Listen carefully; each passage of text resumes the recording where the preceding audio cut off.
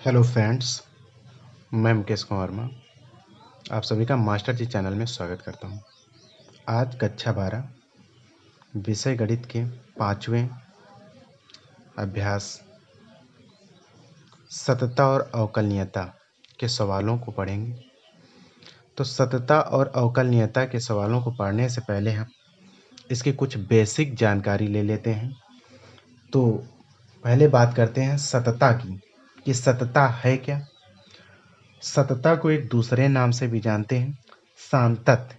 तो प्रश्न पूछा जाएगा कि कोई फलन दिया होगा आपको और कहा जाएगा कि सिद्ध कीजिए कि दिया गया फलन किसी भी बिंदु पर समतत है या सांतत है, सिद्ध कीजिए। तो ऐसे प्रश्नों को हल करने से पहले कि सांतत है क्या, इसकी जानकारी प्राप्त कर लेते हैं, क्योंकि जो हमारी पहली अभ्यास 5A है वो सततता पर आधारित है। इसके बाद जो अगली अभ्यास आएगी वो अवकलनीयता पे। तो अवकलनीयता से पहले हम सततता के बेस को पढ़ लेते हैं कि सततता आखिरकार है क्या। तो सततता की परिभाषा है किसी चर x का कोई फलन f(x), किसी चर x का कोई फलन f(x) बिंदु x बराबर a पर सततता कहलाता है। या ऐसा भी हम कह सकते हैं कि यदि फलन y बराबर f(x) के लेखा चित्र में कहीं भी क्रम भंग न हो तो फलन को सतत फलन कहा जाता है। मतलब कोई ग्राफ बनाया जाए और ग्राफ में कोई क्रम भंग नहीं होगा तो जो फलन वो होगा वो कैसा कहलाएगा, सतत फलन कहलाएगा। तो हम परिभाषा में लिख सकते हैं किसी चर x का किसी चर x का किसी चर x का कोई फलन किसी चर x का कोई फलन f(x) बिंदु x बराबर a पर संतत कहलाता है। संतत कहलाता है। अब परिभाषा हमारी हो गई कि किसी चर x का कोई फलन, चाहे चर x लिया जाए, y लिया जाए, z लिया जाए, कोई भी चर हो, तो किसी चर x का कोई फलन। अब फलन कैसा है, f(x) प्रकार का है। f(x) का मतलब x² + 2x - 5, x² + 5, x² + 2x - 1, मतलब कोई भी फलन हो सकता है। और जो चर है किस प्रकार का है, वहाँ उस फलन में जो चर लिया गया x लिया गया। अगर चर y ले रहे हैं तो हो जाएगा 2y² + 2y - 1, इस प्रकार का फलन बना सकते हैं। और उस फलन में y या x का मान दिया होगा, अर्थात यहाँ दे रखा है कि बिंदु x बराबर a पर आपको दिखाना है। तो इसके लिए कंडीशन क्या है, अब यहाँ हम कंडीशन में कह सकते हैं यदि लेफ्ट हैंड लिमिट। अब हम सिद्ध कैसे करेंगे, तो सिद्ध करने के लिए लेफ्ट हैंड लिमिट लिया जाएगा। लेफ्ट हैंड लिमिट को बराबर दिखाया जाएगा राइट हैंड लिमिट के, और लेफ्ट और राइट दोनों लिमिटें बराबर होंगी उस फलन के मान के। तो फलन यहाँ कैसा हो गया, fa प्रकार का आपका हो गया। अब लेफ्ट हैंड लिमिट होता क्या है, लेफ्ट हैंड लिमिट को लिखते हैं लिमिट। अब कौन से चर पे, x, और x किसके बराबर, x टेंस टू a के बराबर है। अब लेफ्ट हैंड लिमिट है तो कैसा लिया जाएगा, ऋणात्मक मान लिया जाएगा। तो ऋणात्मक फलन के लिए क्या हो जाएगा, ऋणात्मक फलन f(x) आपका हो जाएगा। बराबर किसके है, राइट हैंड लिमिट के। राइट हैंड लिमिट यहाँ से क्या लिया जाएगा, limit x tends to a। अब राइट हैंड जा रहा है धनात्मक दिशा में तो प्लस आपका हो जाएगा f(x). अब left hand limit x tends to a minus f(x) बराबर limit x tends to a plus f(x) बराबर किसके हो जाएगा, फलन के मान के बराबर। जब ऐसी कंडीशन सिद्ध हो जाएगी तो कहा जाएगा फलन क्या है, अतः फलन। यहाँ से कह सकते हैं अतः फलन कैसा होगा, अतः फलन संतत होगा। तो ये कार्य करना है 5A अभ्यास में। मतलब वहां पर क्या लेना है, लेफ्ट हैंड पहले x बराबर a का मान फलन में रखना, जो बिंदु प्राप्त होगा, फिर लेफ्ट हैंड लिमिट लेना, लेफ्ट हैंड लिमिट लेने के बाद राइट हैंड लिमिट लेना। तीनों के मान आपस में अगर बराबर आ रहे हैं तो फलन क्या हो जाएगा, सतत होगा। और अगर असतत पूछ रहा कि फलन असतत है तो इसके लिए क्या किया जाएगा, तो हम यहाँ से परिभाषा असतत की भी लिख सकते हैं। असंतत या असतता आपका असंतत इसे भी कह सकते हैं, असंतत। अगर असंतत की बात किया जाए तो कह सकते हैं यदि लिमिट भाई यहाँ क्या हो, आपस में बराबर होगा तो सतत, बराबर ना हो तो क्या हो जाएगा, असतत कहलाएगा। तो कह सकते हैं यदि limit x tends to a। अब हम दोनों की बात कर लेते हैं। तो x tends to a f x not equal to, अर्थात नॉट इक्वल का मतलब होता है बराबर नहीं है। किसके बराबर नहीं, दिए गए फलन के मान के, मतलब लेफ्ट हैंड और राइट हैंड लिमिट का मान दिए गए फलन के मान के बराबर नहीं। अर्थात उस फंक्शन में x बराबर a का मान रखने पर जो फंक्शन का मान प्राप्त हुआ वो लेफ्ट हैंड लिमिट के द्वारा हल करने पर जो लेफ्ट हैंड लिमिट का मान आया या राइट हैंड लिमिट का मान आया उस मान के बराबर नहीं है। तो यहां से एक शब्द और कह सकते हैं, यहां पर क्या हो रहा था पहले में, मतलब जब फलन का लेखा चित्र खींचा जा रहा था तो कहीं क्रम भंग नहीं होता था, इसमें क्रम भंग हो जाएगा। तो कह सकते हैं अर्थात जब सीमा अस्तित्व में ना हो, अर्थात जब सीमा अस्तित्व में ना हो, अस्तित्व में ना हो तो फलन कैसा होगा, तो फलन असंतत होगा, असंतत या असतता होगा। ये बात हो गई किसकी, फलन सतत होने की और फलन असतत होने की। अब एक शब्द बार बार आ रहा, फलन। भाई अगर हम फलन ही नहीं जान पाएंगे तो सॉल्व कैसे करेंगे। तो हम यहाँ बात कर लेते हैं, थोड़ी सी अभ्यास से पहले फलन की भी जानकारी कर लेते हैं कि आखिरकार फलन क्या है। तो हम फलन की भी परिभाषा लिख लेते हैं यहाँ से। फलन या फंक्शन जिसे बोलते हैं, तो फंक्शन जहाँ दो चर राशियां, अब एक के लिए हो नहीं सकता क्योंकि किसके बराबर फलन लिया जा रहा है, तो उसके लिए हमको दो राशियों की आवश्यकता होगी। तो जहां दो चर राशियां, एक स्वतंत्र हो एक परतंत्र हो, और इसके लिए कोई नियम हो, नियम के द्वारा प्रदर्शित हो, तो जो उसका संबंध होगा वही x के लिए y के निश्चित एवं अद्वितीय मानों से प्राप्त होंगे। तो x का फलन कहते हैं उसे, मतलब y को x का फलन इस प्रकार से कह सकते हैं। जैसे हम लिख लेते हैं यहाँ पर, जहां दो चर राशियां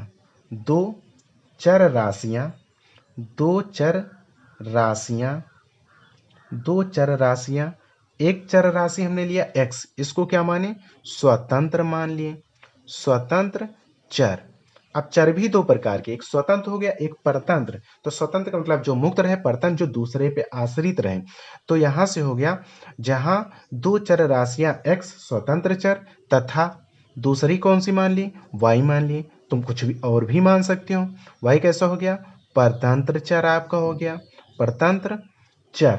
अब किसी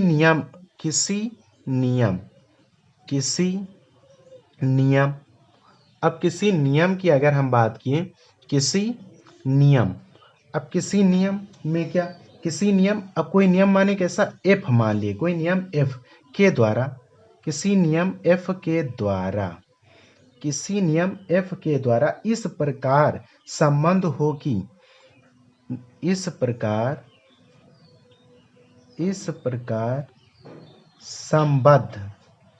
प्रकार संबंध हो कि x के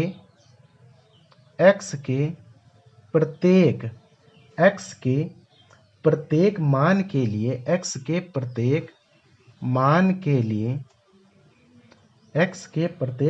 के लिए, y का एक निश्चित अद्वितीय मान प्राप्त हो, एक निश्चित अद्वितीय मान प्राप्त हो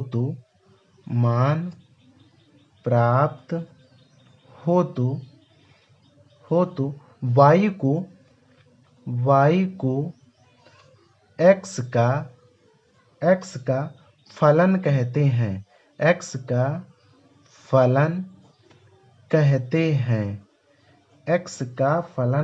हैं, अब जिसे कैसे प्रदर्शित किया जाएगा, जिसे हम लिख सकते हैं y बराबर f x। अब इसे इस प्रकार से प्रदर्शित किया जाएगा, क्या लिखा जाएगा, y बराबर एफ एक्स आपका इसे लिख दिया जाएगा।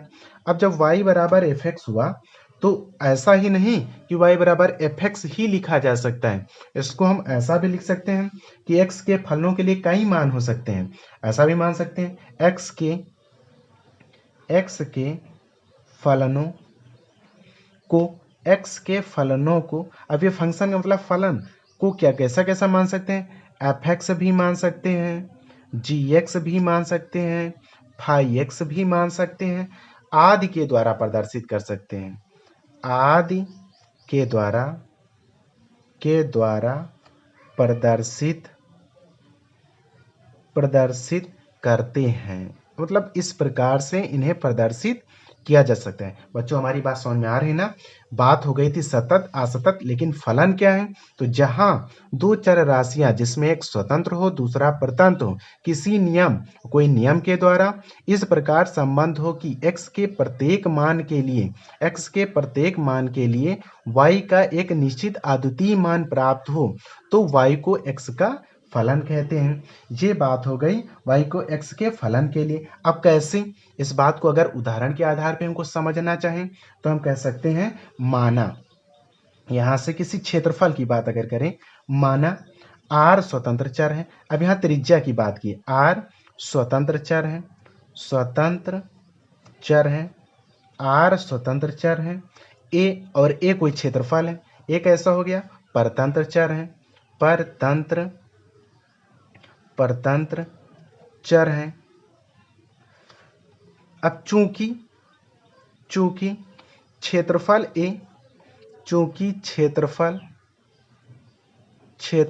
a उसकी त्रिज्या पर आश्रित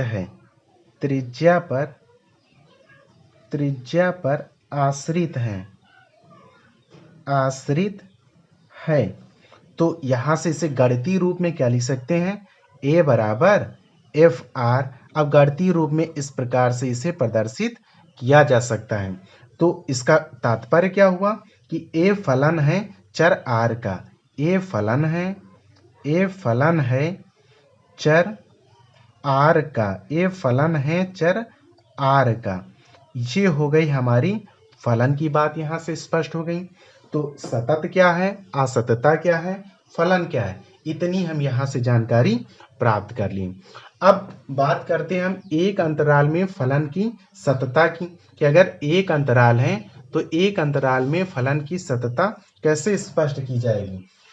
तो एक अंतराल के लिए बात क्या स्पष्ट कर सकते हैं हम, कि अगर कोई फलन एक अंतराल पे, तो पहले बात कर लेते हैं एक फलन के लिए।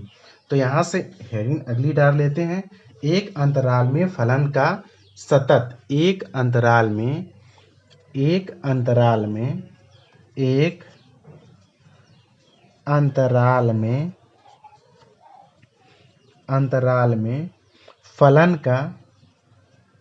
फलन का सातत्य या सतता, ऐसा भी कह सकते हैं। अब एक फलन की कोई बात हो तो यहां से हम कह सकते हैं, एक फलन एफ एक्स, कोई मान लिए एक फलन एफ एक्स किसी खुले अंतराल, एक फलन एफ एक्स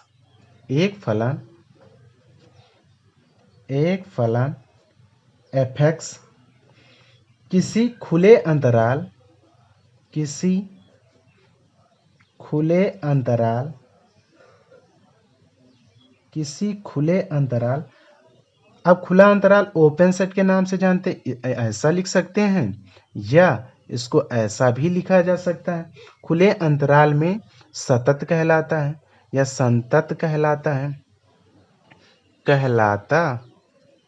है। अब यदि, कैसे स्पष्ट होगी बात, यदि वह अंतराल ए बी, वह अंतराल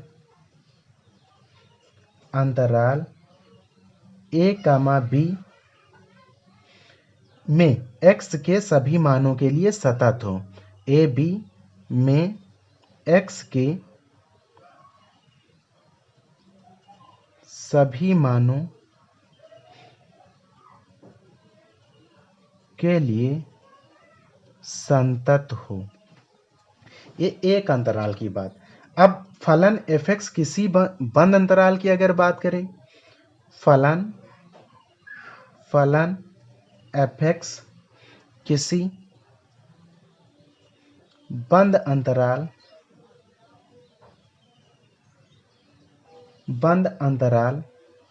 क्लोज सेट a, b में संतत कहलाता है। अब यदि कुछ शर्तें हैं कब संतत कहलाता है, यदि x के उन सभी मानों के लिए सतत हो। मतलब कंडीशन एक, जो x हो a और b के सभी मानों के लिए सतत हो। दूसरी कंडीशन है limit x tends to a। अब राइट हैंड जो लिमिट हो उसका मान fa के बराबर हो, तब संतत आपका होगा। थर्ड कंडीशन आपका आया कि left hand limit x tends to b minus fx बराबर किसको हो, fb के बराबर हो। अर्थात हम यहाँ से कह सकते हैं, अर्थात फलन खुले अंतराल जब बंद होगा तो क्लोज, खुला होगा तो a, b खुले अंतराल में सतत है तथा x बराबर a पर दाएं पक्ष से तथा y बराबर b पर बाएं पक्ष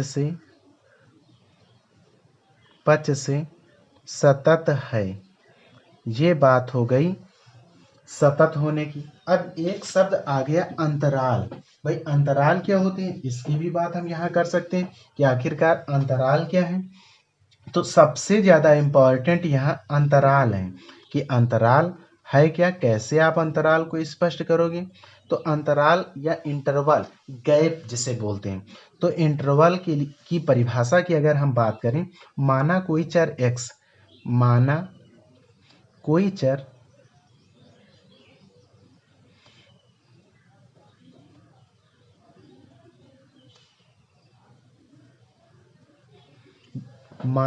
चर x इस प्रकार हो जो दो वास्तविक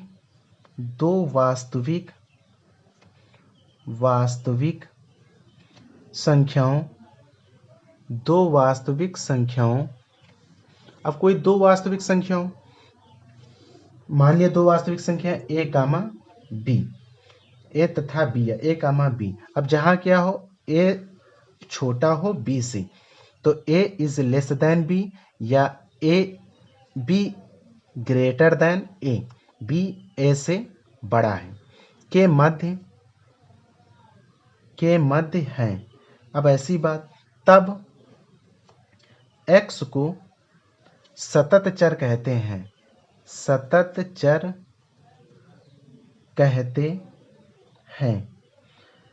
अब एक सतत चर, तो a तथा b के मध्य सभी संख्याओं समुच्चय को अंतराल कहते हैं। अब अंतराल क्या हुआ, a तथा b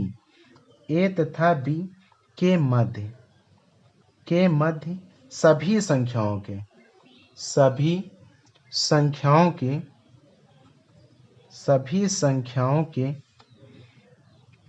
समुच्चय को क्या कहा जाएगा, समुच्चय को अंतराल कहते हैं। अब ये बात समझ में आई कि नहीं। मतलब कोई दो संख्या है, माना कोई चर x है और इस प्रकार की दो वास्तविक संख्याएं a b के मध्य हैं। मतलब जो x है, जो x हमारा है वो कहाँ है, a और b के मध्य है। तो a और जब b के मध्य, और a b से छोटा है लेकिन b जो है a से क्या है, बड़ा है। तो जो x है वो a से बड़ा और b से छोटा होगा। तो ऐसी जब कंडीशन आ रही है तो वहां पर क्या हुआ, अब इसके मध्य a और b के मध्य सभी संख्याओं के जो समुच्चय होंगे वो क्या कहलाएंगे, a b के अंतराल आपका कह रहा है। अब अंतराल होते कितने प्रकार के? अंतराल होते 3 प्रकार के। अंतराल कितने प्रकार के होते? अंतराल 3 प्रकार के होते हैं। अब कौन कौन से प्रकार के होंगे? अंतराल लिख सकते हैं, अंतराल कितने प्रकार के होते हैं? 3 प्रकार के होते हैं। 3 प्रकार के होते हैं। अब अंतराल 3 प्रकार के होते हैं, फर्स्ट, सेकेंड और थर्ड। तो यहाँ से अगर अंतराल की हम बात करें तो कितने प्रकार के अंतराल? 3 प्रकार के। तो पहला अंतराल जो कहलाता है उसे हम क्या कहते हैं? उसे कहते हैं आपका खुला अंतराल। पहले वाले अंतराल को बोला जाता है खुला अंतराल। आपका अंतराल, खुला अंतराल का मतलब ओपन इंटरवल आपका हो गया। जो दूसरा आपका होगा वो कैसा हो जाएगा? बंद अंतराल आपका कहलाएगा। क्या कहलाएगा? बंद अंतराल। पहला हो गया खुला अंतराल, दूसरा क्या आया? बंद अंतराल। और तीसरा आपका क्या आएगा? तीसरा आता आधा बंद और आधा खुला अंतराल।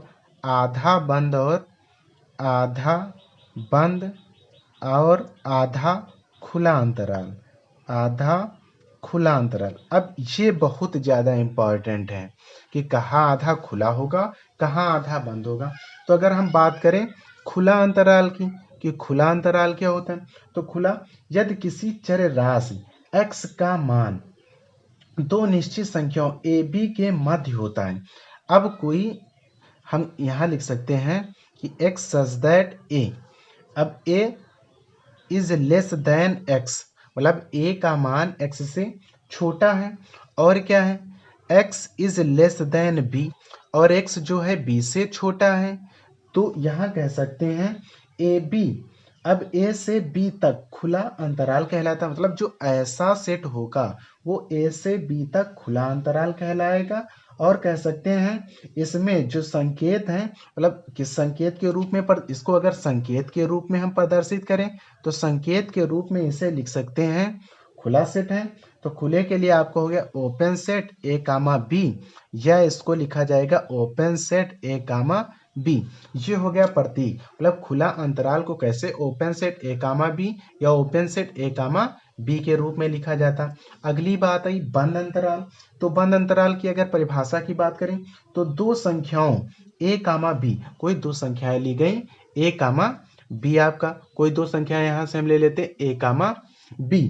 अब दो संख्या ए कामा बी लिया गया जहां ए छोटा हो बी से, इसके मध्य में कुछ संख्याएं आई तो मध्य की सभी संख्याएं x समुच्चय। जबकि अब ऐसी कंडीशन नहीं तो यहां से क्या लिख सकते हैं? a जो है हमारा a is less than and equal to x, x is less than and equal to b। अगर ऐसी कंडीशन आ रही, जब ऐसी कंडीशन आएगी तो यहाँ से a से b तक बंद अंतराल कहलाता। मतलब जहां पर a x के बराबर हो और आपका छोटा हो तथा b x से बड़ा हो और बराबर हो तो कह सकते हैं a से b तक बंद अंतराल कहलाता है। और संकेत के रूप में हम इसे प्रदर्शित करते हैं close set A comma B, या बड़ा ब्रैकेट के अंदर ए कामा बी, यहाँ छोटा ब्रैकेट के अंदर और बड़ा ब्रैकेट उल्टा लगा दिया जाता है तो खुला अंतराल कहलाता है। बंद अंतराल में क्या करना? बड़ा ब्रैकेट के अंदर लिखेंगे तो ये आपका क्लोज सेट कहलाता है। और यहाँ पर एक चीज और जानना है कि अगर हम इसमें बात करें ए और बी चरम बिंदु सम्मिलित होते हैं, इसमें चरम, अगर कोई फलन को सरल करना है तो ए बी सम्मिलित होते हैं, सम्मिलित होते हैं मतलब ए से बी तक जाएंगे, लेकिन इसमें ए बी के मध्य के मान लिए जाएंगे, मध्य के मान लिए जाएंगे और आपका ए बी नहीं लिया जाएगा। लेकिन इसमें क्या होगा? बंद सेट में ए बी भी सम्मिलित किए जाएंगे। अगली बात आई आधा बंद आधा खुला। तो जहां आधे बंद आधा खुले की बात की जाती तो वहां a is less than equal to x is less than b। तो ऐसी अगर कंडीशन है तो आधा बंद आपका कहलाएगा। ये कैसा आपका होगा? आधा बंद आपका होगा। और जब आधे खुले की a is less than x is less than and equal to b तो कैसा होगा? आधा आपका खुला हो जाएगा। आधा क्या होगा? खुला आपका होगा। ऐसी कंडीशन में आधा खुला कहलाता है। भाई यहाँ आधा बंद और आधा खुला, तो जब आधा बंद और आधा खुला तो आधा बंद जहाँ पे कंडीशन आएगी वहाँ पर पहले क्लोज सेट फिर ए कामा बी ओपन सेट, इसी प्रकार से यहाँ पर आधा खुला आधा बंद, तो पहले ओपन ए कामा बी, पीछे से क्या करना, क्लोज सेट आपको लगा देना। ये बात हो गई आधा बंद और आधा खुले की। अब हम लोग अभ्यास पे पहुंचते हैं। जो हमारी अभ्यास पहली है आपकी पांचवी अभ्यास। पांचवी अभ्यास हमारी क्या है, इसमें सतत ही दिखाना है। तो सततता के आधार पे अगर हम 5A के पहले क्वेश्चन की बात करते हैं, पहला क्वेश्चन हमारा है कि सिद्ध कीजिए, अभ्यास कौन सी, 5A, सिद्ध कीजिए अभ्यास या प्रश्नावली, प्रश्नावली कौन सी है, 5A की हम लोग बात करते हैं। तो इसका पहला क्वेश्चन है, कह रहा सिद्ध कीजिए कि फलन एफएक्स, सिद्ध कीजिए, सिद्ध कीजिए, सिद्ध कीजिए, सिद्ध कीजिए फलन एफएक्स बराबर 2x² माइनस का 3x प्लस का 2, x बराबर 1 पर क्या है, x बराबर 1 पर सतत है। हमको ये सिद्ध करना है कि x बराबर 1 पर सतत है। तो हल में हम क्या देखते हैं, हल में हम ले लिए यहाँ से सबसे पहले फलन हमारा क्या है, fx बराबर 2x² माइनस का 3x प्लस का 2 है। अब किस पे पूछ रहा है, x बराबर 1 पर, तो फलन में पहले x बराबर 1 रखें, तो x बराबर 1 रखने पर 2, 1 का स्क्वायर माइनस 3 ब्रैकेट में 1 प्लस का 2, 1 का स्क्वायर 1 आया, तो 2 इंटू 1, 3 का 1 में गुणा किया गया, तो यहाँ से माइनस का 3 आया, फिर प्लस का क्या आया, 2 आया। अब 2 का 1 में 2 माइनस 3 प्लस का 2, यहाँ से हल करने पर f1 जो फलन है, फंक्शन 1, आपका f1 का मान कितना आ गया, 1 आपका प्राप्त हुआ। अब हमको पता चल गया फलन का मान कितना आया, 1 आया। अब हमको लेफ्ट हैंड लिमिट निकालना है और राइट हैंड लिमिट निकालना है। तो लेफ्ट हैंड लिमिट की अगर हम लोग बात करें, तो यहाँ से कह सकते हैं लेफ्ट हैंड लिमिट लेने पर, लेफ्ट हैंड लिमिट, तो लेफ्ट हैंड लिमिट में क्या हो जाएगा, लेफ्ट हैंड लिमिट में लिया जाएगा लिमिट x टेंस टू, अब कितने पे बात चल रही है, 1 पे, तो लेफ्ट लिया गया माइनस में। अब फलन का मान आपका क्या होगा, fx। अब fx के स्थान पे क्या लिखेंगे, fx के स्थान पे फंक्शन लिखा जाएगा, तो x टेंस टू 1 माइनस, यहाँ से अब अगर h के पदों में इसे व्यक्त किया जाए, तो h के पदों में व्यक्त करने के लिए फंक्शन के स्थान पे कितना आएगा, 2x² माइनस 3x प्लस का 2। अगर h के रूप में इसे परिवर्तित कर रहे हैं, तो इसको लिख सकते हैं, अब लिमिट बदलने पर यहाँ fx फलन हमारा क्या दे रखा है, तो x tends to 1 fx 2x² minus 3x plus का 2 आपका दे रखा है। तो अगर इसको हम परिवर्तित कर रहे हैं, तो यहाँ कह सकते हैं h टेंस टू 0, फलन का मान कितना हो जाएगा, h टेंस टू 0 ब्रैकेट में 1 माइनस का h आपका, क्योंकि निगेटिव मान है। अब इसका मान कहाँ रखना है, इस दिए गए फलन में हमको रखना है। तो यहाँ से क्या लिखेंगे, लिख लिया गया limit h tends to 0, bracket में क्या आ गया, ब्रैकेट में आया 2x के स्थान पे 1 माइनस एच का होल स्क्वायर, फिर माइनस का 3 ब्रैकेट में 1 माइनस एच प्लस का 2। अब लिमिट लेने पर, जब हम यहाँ से लिमिट लेंगे, लिमिट लेने पर तो h के स्थान पे 0, तो यहाँ से आया 2 माइनस 3 प्लस का 2, हल करने पर कितना आया, 1। अब लेफ्ट हैंड लिमिट का मान कितना आ गया, 1 आ गया। इसी प्रकार से कौन सी लिमिट, राइट हैंड लिमिट लेंगे, तो राइट हैंड लिमिट क्या हो जाएगा, limit x tends to 1 plus fx आपका हो गया। अब लिमिट बदलने पर, तो लिमिट h टेंस टू 0 आपका 1 प्लस का h हो जाएगा। अब इसका मान फलन में रखने पर, तो फलन हो जाएगा लिमिट h टेंस टू 0, यहाँ से आ गया ब्रैकेट के अंदर 2, 1 प्लस h का होल स्क्वायर माइनस 3 ब्रैकेट में 1 प्लस का h प्लस का आपका कितना आ गया, 2 आ गया। फिर लिमिट लेने पर, जब लिमिट लिया गया तो बचा कितना, 2 माइनस 3 प्लस 2, हल करने पर कितना आया, 1 आ गया। अब हमको पता चल गया क्या, लेफ्ट हैंड लिमिट बराबर है किसके, राइट हैंड लिमिट, और राइट हैंड लिमिट का मान किसके बराबर है, फंक्शन f1 के बराबर है, अर्थात कितना आया, 1। जब सभी कंडीशनें आपस में बराबर, तो फलन सिद्ध हो गया। हमें फलन क्या है, सतत है। फलन कैसा है, संतत है या सतत है, यही हमको प्रूव्ड करना था, सिद्ध हो गया, प्रूव्ड हो गया। तो हम अगले सवाल को अगले भाग में पढ़ेंगे। लाइक करें वीडियो को, शेयर करें। थैंक यू, धन्यवाद।